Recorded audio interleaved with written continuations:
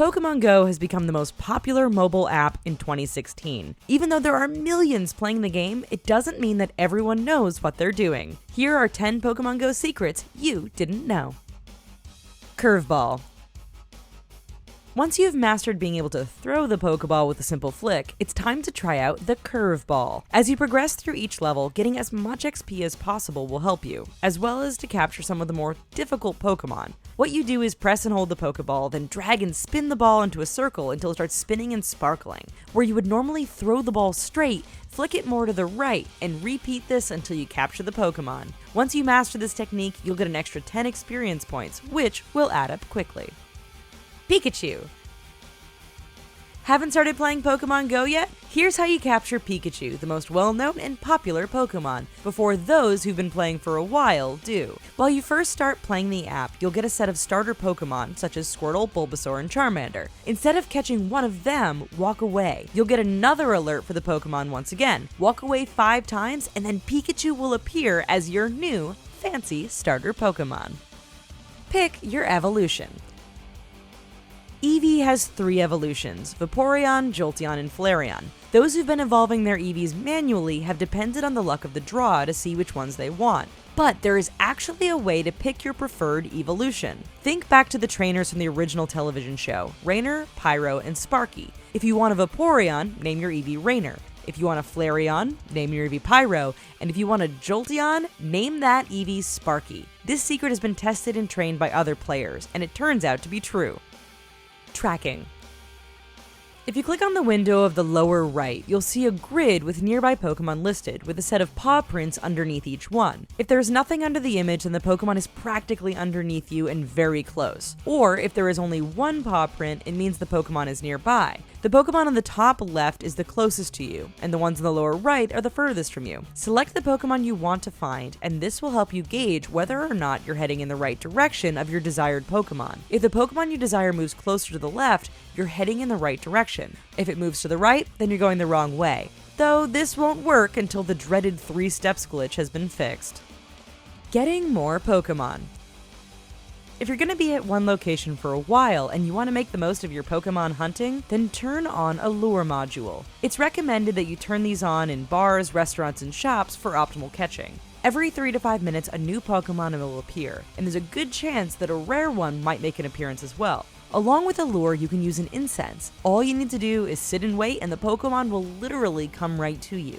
Toss a lucky egg on top of it all, and you'll be leveling up in no time. Catching harder Pokemon.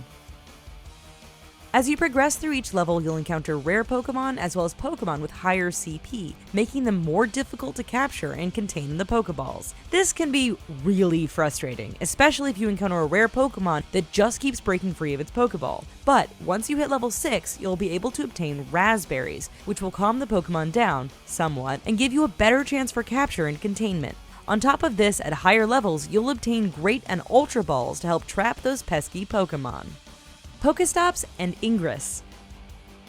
Before Pokemon Go, Niantic created another geocaching game called Ingress, which is a similar treasure hunting game. Turns out that Pokemon Go uses the same maps as Ingress to populate their Pokestops and gyms. So if you're an Ingress player and you see a portal on your map, they translate to Pokestops. Also, did you know that Pokestops refresh after 5 minutes, so there's no need to just use a Pokestop once?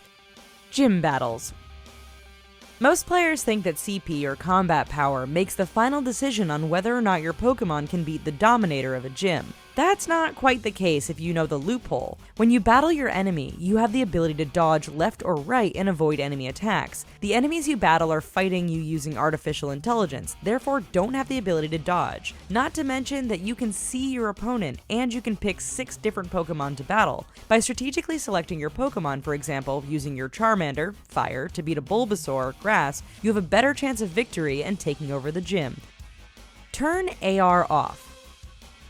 While having the AR feature turned on, you have the ability to see Pokemon in augmented reality, or in the real world. While this feature has created some of the most epic photos of Pokemon photobombing real-life situations, it makes capturing Pokemon a bit more difficult. Plus, it has been known to cause the app to freeze or slow down, making your capture attempts more complicated. If you turn off the AR mode, you'll be able to better catch Pokemon with little to no interruption. Plus, it's more battery efficient. you can catch them all. If you're okay with traveling and walking around to play the game, then you technically can try to catch all of the Pokemon listed in your Pokedex. While it's a tedious feat, you can capture them all. While others will give their Pokemon to Professor Willow in exchange for candy, which will help you evolve your lower range Pokemon, some may decide to go the route of traveling and walking as much as they can. If you manage to get some eggs from a Pokestop, the more you walk, the more you hatch. There are eggs that hatch at 2 kilometers, 5 kilometers, and 10 kilometers. The best Pokemon hatch at 10 kilometers, which means you have a good deal of walking ahead of you.